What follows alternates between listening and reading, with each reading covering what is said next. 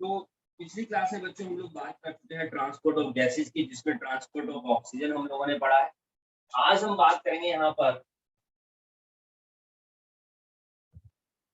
Transport of CO2। इस CO2 का यानी कि कार्बन डाइऑक्साइड गैस का जो ट्रांसफर होता है वो कैसे होता है। देखिए हम लोग यहाँ पर क्या देखते हैं, जो CO2 का जो ट्रांसपोर्ट होता है वो 3 तरीके से होता है। सबसे पहले तो एज कार्बोनिक एसिड,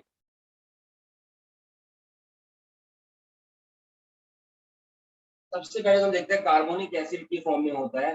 लगभग 7% ऑफ CO2, 7% CO2 जो होता है वो ट्रांसपोर्ट होता है in plasma in the form of carbonic acid, carbonic acid की फॉर्म। तो हमारे पास कार्बन डाइऑक्साइड है, ये वाटर के साथ मिक्स होता है और देन बन जाता है H2CO3, सीधा कार्बोनिक एसिड। सिंपली हमारे पास ये उस फॉर्म में यहाँ पर एंट्री मारता है। ठीक है जी। उसके बाद हम लोग यहाँ पर देखते हैं कि ये जो कन्वर्ट हुआ है CO2 जो है आपका H2 के साथ रिएक्शन करके जो कार्बोनिक एसिड बनाता है with the help of an enzyme जिसका नाम है कार्बोनिक एनहाइड्रेट। ये काम किसकी मदद से होता है? कार्बोनिक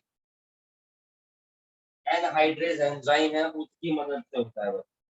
और उसके बाद हम लोग क्या देखते हैं कि यही जो हमारे पास H2CO3 होता है with the help of again this enzyme हमारा टूट जाता है इसके अंदर जी HCO3 negative plus H positive hydrogen ion में और बाई कार्बोनेट आयन की फॉर्म में। ठीक है, बात करेंगे वो भी। दूसरे नंबर पर हमारे पास ये ट्रांसपोर्ट होता है as carbamino haemoglobin, as carbamino haemoglobin. अच्छा, एक क्वेश्चन भी इसके ऊपर आता है, जैसे हम CO2 का यहाँ पर ट्रांसपोर्ट पढ़ रहे थे कार्बो अमीनो हीमोग्लोबिन की फॉर्म में। कई बार क्या करते हो कार्बन मोनोऑक्साइड का पूछते हैं, तो कार्बन मोनोऑक्साइड कार्बोक्सी हीमोग्लोबिन की फॉर्म में होता है। तो ऑप्शन में चारों यहाँ पर आंसर लिखे होंगे, कार्बोमिनो हीमोग्लोबिन, कार्बोक्सी हीमोग्लोबिन। तो स्टूडेंट्स कई बार क्या करते हैं कार्बन डाइऑक्साइड के हिसाब से कार्बोक्सी हीमोग्लोबिन पे टिक कर देते हैं, या कार्बन मोनोऑक्साइड का पूछ रखा होता है तो कार्बोमिनो हीमोग्लोबिन पे टिक करते हैं। तो इस चीज का ध्यान रखना। तो कार्बोमिनो हीमोग्लोबिन यानी कि CO2 का ट्रांसपोर्ट बात कर दी, और 23% CO2 का जो ट्रांसपोर्ट होता है वो कार्बो अमीनो हीमोग्लोबिन की फॉर्म में होता है। देखो कार्बो अमीनो हीमोग्लोबिन भी हमारे पास में आपको बताऊं, it is a temporary complex. ये भी एक टेम्परेरी कॉम्प्लेक्स है, बनता है थोड़ी देर के लिए। ठीक है जी, लेकिन ये भी हमारे पास डिसोसिएट हो जाता है। अभी टेम्परेरी कॉम्प्लेक्स है लेकिन हमारे पास ये भी क्या हो जाता है बच्चों, डिसोसिएट। तब पार्शियल प्रेशर अगर ऑक्सीजन का ज्यादा होता है तो ये हमारे पास डिसोसिएट हो जाता है, और कार्बन सॉरी ऑक्सीजन का पार्शियल प्रेशर ज्यादा होने की वजह से हमारा कार्बो हीमोग्लोबिन का टूटना ही हॉल्डेन इफेक्ट कहलाता है। This is for the Haldane effect, बहुत इंपॉर्टेंट है हाल्डेन इफेक्ट भी हमारे पास।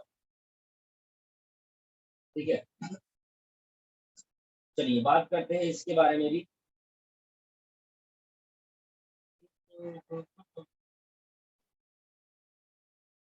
तो ये हमारे पास आपका कार्बोमिनो हीमोग्लोबिन की फॉर्म में होता है। अब देखिए इसका जो कॉम्प्लेक्स होता है उसकी फॉर्मेशन किस तरीके से होती है हमारे पास, जैसे बताया लगभग 23%, 24%, 25%।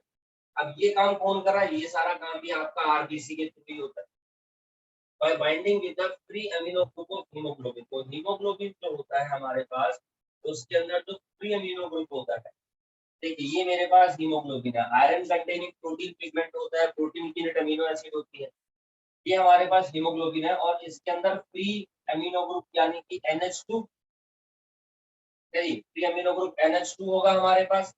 तो फ्री अमीनो ग्रुप के साथ ये एसोसिएट हो जाता है हमारे पास क्या जी, CO2। NH2 कहाँ से आया, बायोमोलिक्यूल में मैंने भी आप लोगों को बताया है।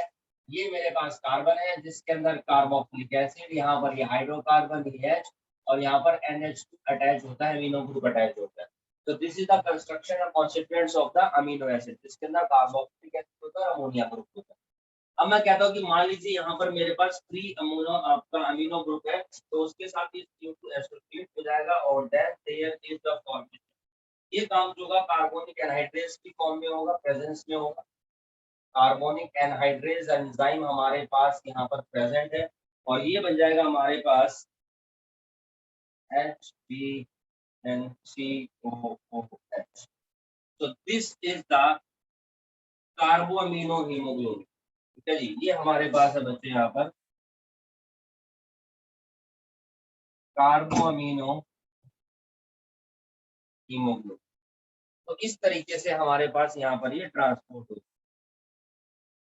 दूसरी तरफ जब हमारे पास कार्बन डाइऑक्साइड का पार्शियल प्रेशर ज्यादा होता है और ऑक्सीजन का पार्शियल प्रेशर कम होता है टिश्यू के अंदर, तो ज्यादातर बाइंडिंग जो है CO2 के साथ होती है, जबकि कार्बन डाइऑक्साइड का जो पार्शियल प्रेशर होता है वो लो होता है और ऑक्सीजन का पार्शियल प्रेशर हाई होता है एल्वियोलाई के अंदर। Then dissociation of CO2, then dissociate हो जाता है दोबारा से, जो हमारे पास कार्बो हीमोग्लोबिन होता है फर्दर हमारे पास क्या हो जाएगा बच्चों, डिसोसिएट हो जाता है। ठीक, चलिए तीसरी फॉर्म है मेरे पास यहाँ पर एज बाइकार्बोनेट आयन। अब ये हमारे पास बाइकार्बोनेट आयंस की फॉर्म में भी क्या होता है बच्चों, ट्रांसपोर्ट होता है। तो लगभग हम कहते हैं कि 70% CO2 का जो ट्रांसपोर्टेशन होता है वो in the form of bicarbonate ions HCl negative इस फॉर्म में होता है, जिसके अंदर भी प्लाज्मा के अंदर होता है। तो जो CO2 होता है, कार्बन डाइऑक्साइड होता है, ये from the tissue diffuse into the plasma, tissue से कहां पर आ जाएगा, प्लाज्मा में आता है and along with the water के साथ मिलकर के कार्बोनिक एसिड बनाता है, जो डिसोसिएट हो जाता है बाइकार्बोनेट आयंस में और हाइड्रोजन आयन में, जैसा कि मैंने अभी आप लोगों को बताया। ये जो रिएक्शन होती है with the help of enzyme carbonic anhydrase, जो प्लाज्मा मेम्ब्रेन आरबीसी की प्रेजेंट होता है और प्लाज्मा में। तो कुछ नहीं है, बहुत सिंपल प्रोसेस है, बाइकार्बोनेट आयंस की फॉर्म में हो रहा है और CO2 डिफ्यूज होता है आरबीसी में। एक चीज याद रखना कि CO2 diffuses in RBC, RBC के अंदर डिफ्यूज होता है हमारे पास। ये मेरे पास आरबीसी है, ठीक है, तो बड़ी बना लेते हैं। दिस इज द आरबीसी, ये हमारे पास आरबीसी है और मैंने बोला कि सबसे पहले यहाँ पर जो CO2 होता है ये डिफ्यूज हो जाता है हमारे पास आरबीसी के अंदर। ठीक है, प्लाज्मा से हमारे पास आरबीसी के अंदर आ गया। अब यहाँ पर हम लोग क्या देखते हैं कि ये एसोसिएट हो जाएगा किसके साथ, वाटर के साथ, और वाटर के साथ एसोसिएट होकर के ही क्या बना देगा, H2CO3। देखिए यही प्रोसीजर मैं बोल रहा हूँ आप लोगों को, इसने बाइकार्बोनेट आयंस बना दिए, H2CO3 बना दिया है कार्बोनिक एनहाइड्रेज की प्रेजेंस। अब यही H2CO3 हमारे पास फर्दर डिसोसिएट हो जाएगा, तो यहाँ पर मेरे पास निकल गए हाइड्रोजन आयन। चलिए यहाँ पर मेरे पास क्या निकल गया, हाइड्रोजन आयन, और दूसरी तरफ यहाँ पर HCO3 नेगेटिव, ये यहाँ से बाहर आ जाते हैं आपके आरबीसी से प्लाज्मा के अंदर आ जाते हैं एट द सेम टाइम। अब ये क्यों हुआ, कैसे डिसोसिएट हुआ, कार्बोनिक एनहाइड्रेज आया, यहाँ पर हम लोग क्या देखते हैं, क्लोरीन जो होता है एक्ट करता है, जिसकी वजह से ऐसा हुआ है। क्लोरीन के कारण ऐसा हुआ है। तो CO2 basically react with water and to form carbonic acid बनाएगी in the presence of carbonic anhydrase, जो कि फास्टेस्ट एंजाइम है, याद रखना। Carbonic anhydrase is the fastest enzyme. ठीक है, ये हमारे पास इधर बच्चों फास्टेस्ट एंजाइम होता है और ये डिसोशिएट कर देता है कार्बोनिक एसिड को हाइड्रोजन आयन में और बाइकार्बोनेट आयन। अब यही जो बाइकार्बोनेट आयन से डिफ्यूज होकर के कहां पर चला गया, बाहर हमारे पास प्लाज्मा में चला गया। तो ये काम कब तक होता रहता है, टू मेंटेन द, बेसिकली किस लिए, ये एसिड और बेस के इक्विलिब्रियम को मेंटेन करने के लिए होता है।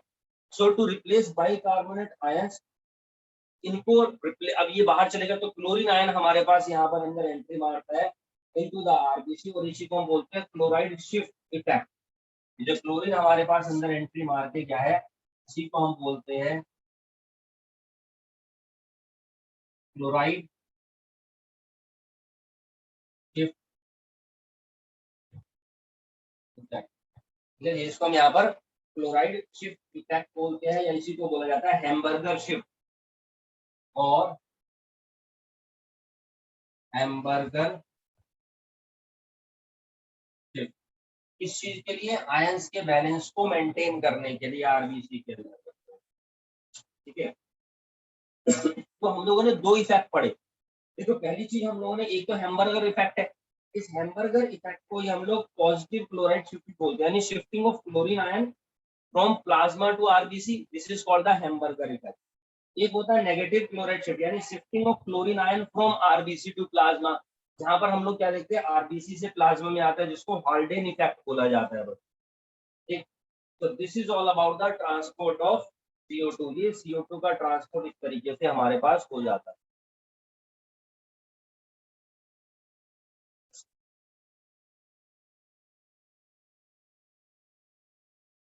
रेगुलेशन ऑफ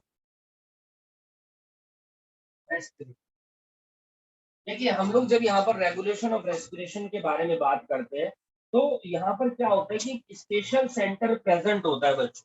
चलिए देखिए, ये हमारे पास हमारा ये ब्रेन है, चलिए, और देन उसके बाद में यहाँ पर हमारे पास ये स्पाइनल कोड।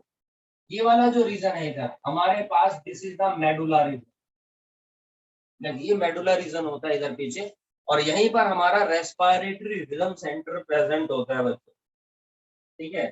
तो ब्रेन का मेडुला रीजन है जहां पर रेस्पिरेटरी रिदम सेंटर होता है, and it is primarily responsible for regulation of breathing, breathing के लिए, रेस्पिरेशन के लिए इंपॉर्टेंट साइट है हमारे पास, ठीक है जी।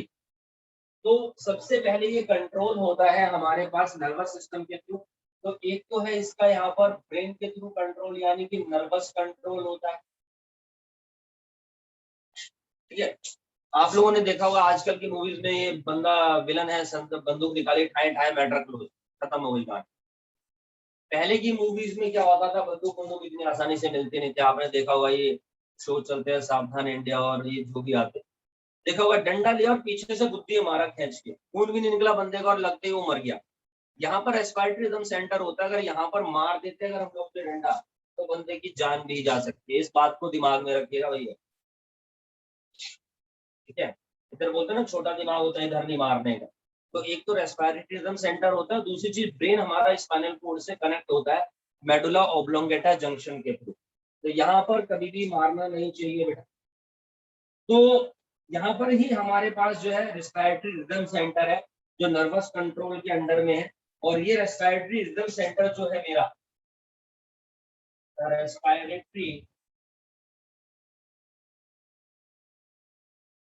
रिदम सेंटर कहाँ पर होता है? ब्रेन के अंदर, एंड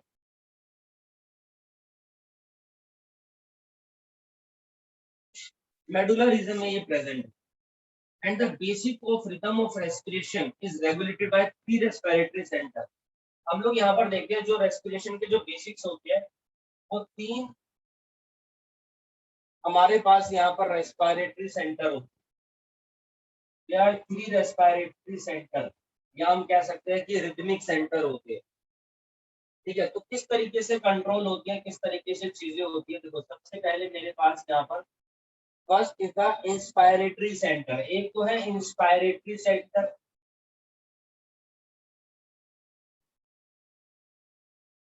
इंस्पायरेटरी सेंटर में क्या होता है, ये लोकेटेड है मेडुला, मेडुला ओब्लोंगेटा रीजन के अंदर, और स्टिमुलेट करता है इंस्पायरेटरी मसल्स को। मैंने बताया था इंस्पायरेटरी मसल्स होती है हमारे पास, इंस्पायरेटरी मसल्स को, and control normal rhythm of respiration की, नॉर्मल रिदम को कंट्रोल करता है। ये देखिए, सांस ले रहे हैं, सांस छोड़ रहे हैं। तो एक तो इंस्पायरेटरी सेंटर होता है, ये होना बहुत जरूरी है। दूसरा होता है फिर हमारे पास एक्सपायरेटरी सेंटर। अब एक्सपायरेटरी सेंटर जो होता है, ये भी हमारा मेडुला ऑब्लोंगेटा के अंदर ही होता है, and it remains dormant during normal respiration के थ्रू, ये डोरमेंट रहता है, यानी पावरफुल कंट्रैक्शन होती है एक्सपायरेटरी मसल्स की ड्यूरिंग एक्सरसाइज। हम एक्सरसाइज करते हैं, सांस छोड़ रहे हैं, तो हमारा एक्सपायरेटरी सेंटर होता है, ये भी यहीं पर प्रेजेंट है। और थर्ड है हमारे पास यहाँ पर, जिसके ऊपर क्वेश्चन भी पूछे जाते हैं, न्यूमोटैक्सिक सेंटर। न्यूमोटैक्सिक सेंटर क्या करता है, ये पोन्स के अंदर प्रेजेंट होता है, लाई इन पोन्स। तो आपने देखा होगा जैसे यहाँ पर हम चोटी निकाल लेते हैं, पोनी बोलते हैं ना उसको, पोनी टेल, क्या जी, ब्रेन के बारे में पढ़ा होगा आप लोगों ने टेंथ वगैरह में। तो यहाँ पर हमारा फोर ब्रेन होता है, यहाँ हमारा मिड ब्रेन होता है, यहाँ हमारा हिंड ब्रेन होता है। ब्रेन के भी तीन पार्ट है साइड में से, फोर ब्रेन, मिड ब्रेन और हिंड ब्रेन। तो यहीं पर हम लोग क्या देखते हैं, पोन्स रीजन होता है, ब्रेन का ही पार्ट है, पोन्स रीजन होता है। तो जैसे पोनी टेल निकाल लेते हैं, है ना, तो वहीं पर होता है जहाँ से चोटी बांधते हैं। तो यहाँ पर हम देखते हैं कि पोन्स के अंदर प्रेजेंट होता है, लाइंग इन पोन्स वेरिली, उसी का रीजन है, ठीक है। पोन्स के अंदर, पोन्स वेरोली के अंदर ये प्रेजेंट है। एंड व्हेन स्टिमुलेटेड, और जब भी ये स्टिमुलेट होता है तो it increase the rate of respiration, ये रेस्पिरेशन को रेट बढ़ा देता है। And reduces the duration of inspiration, inspiration की ड्यूरेशन को डिक्रीज कर देता है। जैसे तो कोई स्टिमुलेट होता है, हमें कई बार ज्यादा सांस चाहिए होता है, देखो 3 या 4-5 सेकंड में मैंने 4-5-7 बार इनहेलेशन कर लिया, जबकि नॉर्मल में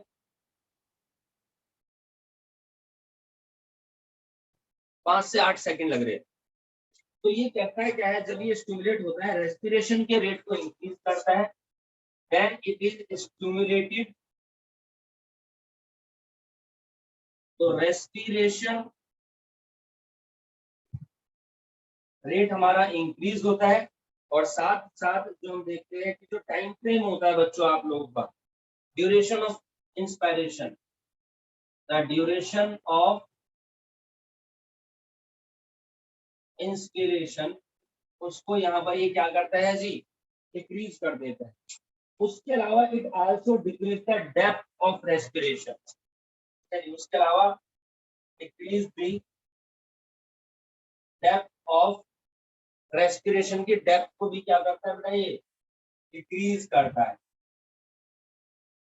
मतलब कि जो ऑक्सीजन है वो हमारी बॉडी की हर एक सेल, ऑक्सीजन हमारी बॉडी की हर एक बीन्स तक जो है इतना डीप में नहीं पहुंच पाएगा, ठीक है। आप लोग मेरी एक वीडियो देख सकते हैं, जो कोरोना के ऊपर एक वीडियो मेरे यूट्यूब चैनल पर है, corona myths bye senior SME Kuldeep Sharma के नाम से।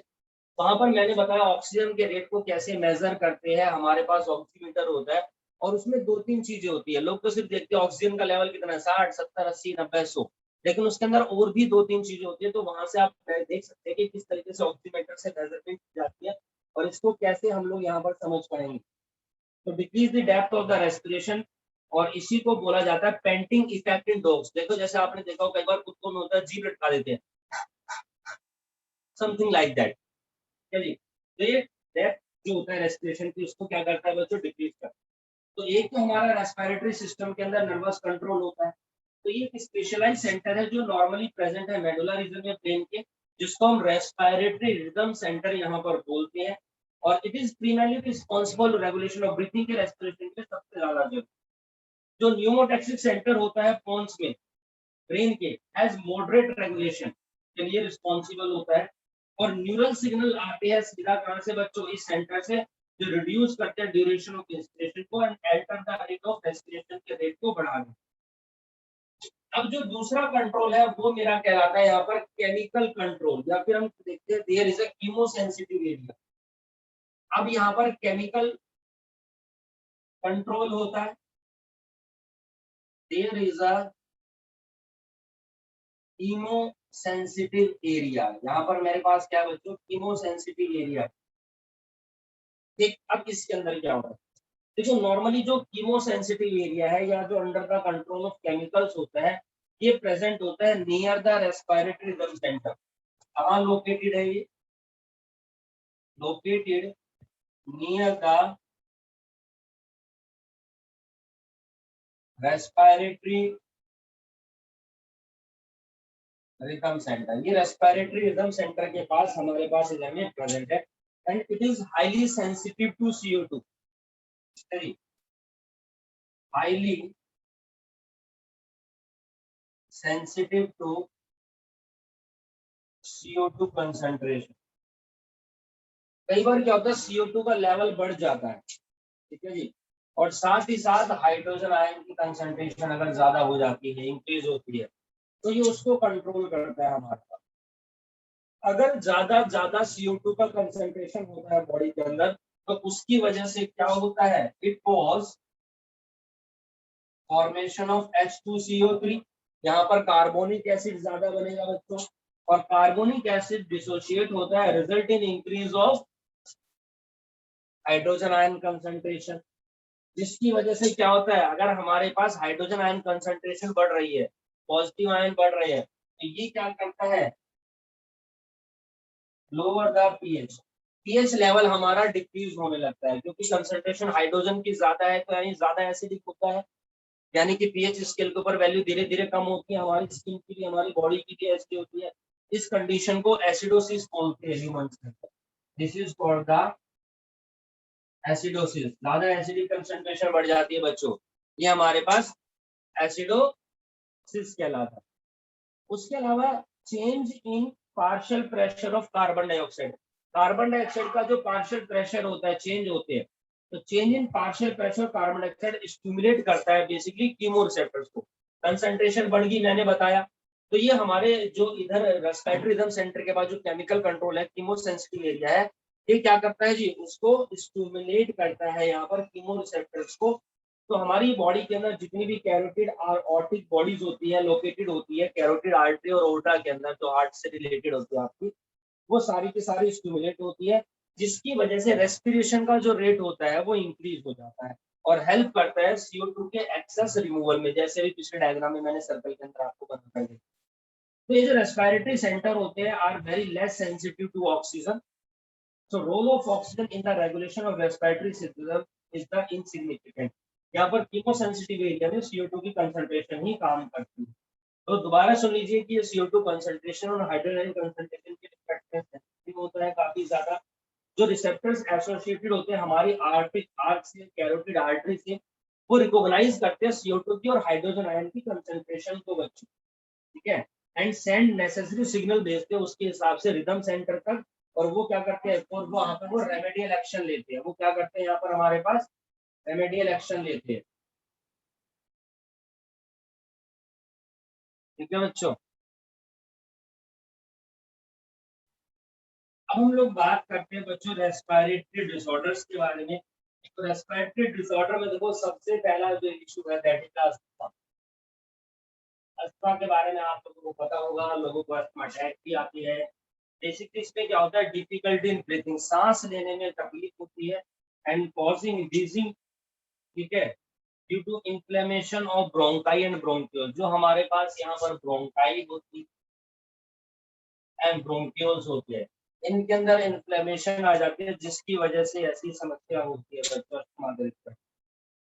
तो अभी जैसे ड्यूरिंग द पैंडेमिक आप लोगों को पता है, लोगों को काफी इशू थे, है ना, तो सांस लेने में तकलीफ थी और अस्थमा अटैक वालों को तो ज्यादा दिक्कत थी। तो इसमें क्या होता है, जो हमारी ब्रोंकाई होती है वो नैरो होती चली जाती है एंड कॉजिंग ब्रोंकियोस्पैज्म।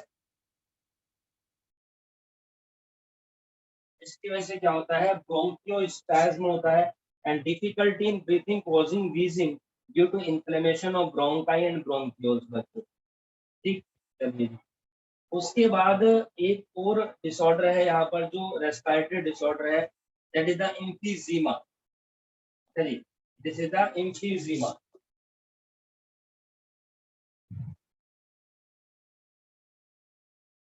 एम्फीजीमा के बारे में बात करते हैं। एम्फीजीमा में क्या होता है, ये भी हमारे पास एक क्रॉनिक डिसऑर्डर है बच्चों। मेन कोज होता है इसका यहाँ पर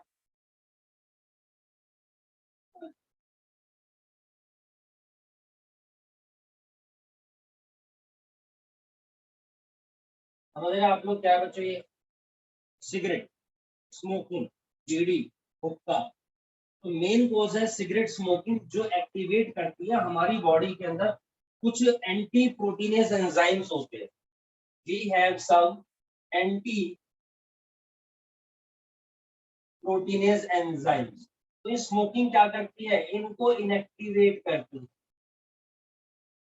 है जी, इनको यहाँ पर क्या करते हैं, इनएक्टिवेट कर देती है, जिसकी वजह से अब ये क्या करते हैं बच्चों, विच डैमेज इंटरस्टिशियल प्रोटीन, और ये क्या करते हैं, डैमेज इंटरस्टिशियल प्रोटीन्स होते हैं, उनको डैमेज करते हैं। एग्जाम्पल है जैसे हमारे पास यहाँ पर इलास्टिन, ठीक है, और जब इनका डैमेज होता है तो जो रेस्पिरेटरी कैपेसिटी होती है वो डिक्रीज हो जाती है। देखा होगा जो लोग स्मोकिंग कर रहे हैं वो हाफ भी रहे और स्मोकिंग करते हैं, खांसते भी रहते हैं, तो उसका रीजन यही होता है। और इवन हम लोग क्या लेते हैं, आधा टाइम सोचिए अगर वो खांसने में निकाल रहे हैं 1 मिनट के अंदर 30 सेकंड, तो यानी उन्होंने 30 सेकंड तक सांस ली नहीं है, छोड़ी है बेसिकली। तो हम लोग यहाँ पर देखते हैं कि जो हमारी रेस्पिरेटरी कैपेसिटी होती है बच्चों, वो डिक्रीज होती है। साथ साथ यहाँ पर म्यूकस की लेयर होती है और इनके अंदर हम लोग क्या देखते हैं, कार्बन मोनोऑक्साइड के पार्टिकल्स होते हैं, वो भी चिपक जाते हैं, जिसकी वजह से और ज्यादा समस्या होती है। अब यहाँ पर ये तो म्यूकस चिपक गया, लेकिन जो असली जो एक्शन होता है वो कहाँ पर होता है, हमारे पास एल्वियोलाई के अंदर। ये लंग्स के अंदर एल्वियोलाई है जहां पर एयर भरी हुई है। अब उस एयर के साथ धुआं भी है, यानी कि कार्बन मोनोऑक्साइड भी है। अब सोचिए कि यहाँ पर कार्बन मोनोऑक्साइड इससे बाहर निकलने की कोशिश करेगा, कोई नहीं, को फाड़ करके बाहर निकलता है, जिसकी वजह से समस्या होती है। अगर एक बार लंग्स डैमेज हो गए दोस्तों, काम खत्म होता है। तो it is catarrh by inflammation of alveoli. इसके अंदर क्या हो रहा है, इन्फ्लेमेशन ऑफ एल्वियोलाई। एल्वियोलाई का इन्फ्लेमेशन हो रहा है बच्चों यहाँ पर, ठीक है। And also rupturing of alveolar cells की भी रप्चरिंग होती है, जिसकी वजह से क्या होगा, अगर ऐसा होता है, decreasing the surface area, decrease the surface area for what, for respiration. Respiration के लिए सरफेस एरिया डिक्रीज हो रहा है ना हमारे पास, दिस इज कॉल्ड द एम्फीजिमा। तो ये क्रॉनिक डिसऑर्डर है जहां पर एल्वियोलर वॉल डैमेज होती है, जिसकी वजह से रेस्पिरेटरी सिस्टम सरफेस हमारी डिक्रीज होती है। मेन रीजन जो होता है वो इसका स्मोकिंग होता है। देन हमारे पास है यहाँ पर ब्रोंकाइटिस। ये बड़ा कॉमन डिसऑर्डर, आप लोगों ने सुना होगा इसके बारे में, ब्रोंकाइटिस हो जाती है बच्चों। Bronchitis means inflammation. देखो जनरल लैंग्वेज में आप बोल सकते हैं इन्फ्लेमेशन मतलब कि स्वेलिंग, सूजन, लेकिन एक्चुअल में इन्फ्लेमेशन स्वेलिंग सूजन जनरली बोल लेते हैं, लेकिन होता क्या है, एक तरीके का मैकेनिज्म होता है किसी भी समस्या से निपटने का। हाँ, लेकिन सूजन तो इसमें होती है, तो इसमें इन्फ्लेमेशन और ब्रोंकाइट हो जाती है। और सिस्टम सिम्टम क्या होते हैं, जैसे कफिंग होती है, बहुत ज्यादा खांसी होती है ना, यहाँ पर गले पड़ जाते हैं, आप लोगों को टॉन्सिल्स भी हो जाते हैं। शॉर्टनेस ऑफ ब्रीथ, सांस लेने में तकलीफ होती है इस तरीके की। एंड व्हीजिंग साउंड वाइल ब्रीथिंग, है ना, घड़ घड़ की आवाज आती है, गरारी चल रही हो जैसे सांस लेते हुए, जो ये हमारे पास ब्रोंकाइटिस के अंदर। Then there are some allergy, allergic factors भी होते हैं। तो it is hypersensitivity of a person to some foreign substance. कई बार क्या होता है, कुछ फॉरेन सब्सटेंस होते हैं जिनसे हमें एलर्जी होती है, उनको एलर्जन बोला जाता है, ठीक है। जैसे डस्ट है, पोलन है, स्पोर्ट्स है, फर है, फूड है, ड्रग्स है, इन सब चीजों की वजह से होता है। तो कुछ मैकेनिज्म इन्वॉल्व होते हैं इनके अंदर, सेंसिटाइजेशन होती है, स्टिमुलेशन होता है, और ये हमारी बॉडी की जो आपकी इम्यून सेल्स होती है उनके साथ एक्ट करते हैं। सिम्टम्स, म्यूकस मेम्ब्रेन के अंदर इन्फ्लेमेशन हो जाती है, स्नीजिंग, है ना, यानी कि बार बार छींकना, रनिंग नोज, नाक बहती है, इरिटेशन होती है थ्रोट में, रैशेज में इचिंग होती है ना, जब जुकाम वगैरह भी हो जाता है तो गले में थोड़ा सा इस तरीके के टेस्ट आना बंद हो जाता है। ट्रीटमेंट होते हैं, एंटी हिस्टामिनिक ड्रग्स आती है इसके। अच्छा, उसके अलावा कुछ और भी डिसऑर्डर्स है, ठीक है जी। नॉर्मली ये डिसऑर्डर्स है, एक होता है ऑक्यूपेशनल रेस्पिरेटरी डिसऑर्डर, ठीक है जी। There are some occupational respiratory disorders होते हैं बच्चों। जो लोग ऐसे होते हैं जो फैक्ट्री वगैरह में काम करते हैं, कहीं और काम करते हैं इंडस्ट्री में, और वो एक्सपोज होते हैं जब डस्ट के रिस्पेक्ट, और फाइन पाउडर और फाइन जो भी पार्टिकल्स होते हैं, विच देयर डिफेंस मैकेनिज्म, तो जो डिफेंस मैकेनिज्म होता है वो उनसे काम नहीं कर पाता है, ठीक है। तो they need to wear mask every time. Long exposure of such substance, इन सब्सटेंस से अगर हम लॉन्ग एक्सपोजर में आते हैं तो क्या होता है, can lead to inflammation leading to fibrosis, जिसको हम बोलते हैं यहाँ पर सिस्टिक फिब्रोसिस। इसके बारे में मैंने पहले भी जिक्र किया है, छाती जाम हो जाती है, कॉजिंग सीरियस लंग डैमेज, और इसका कोई भी इलाज नहीं है, लंग्स ट्रांसप्लांट ही होंगे फिर, as only the people working in this industry get affected.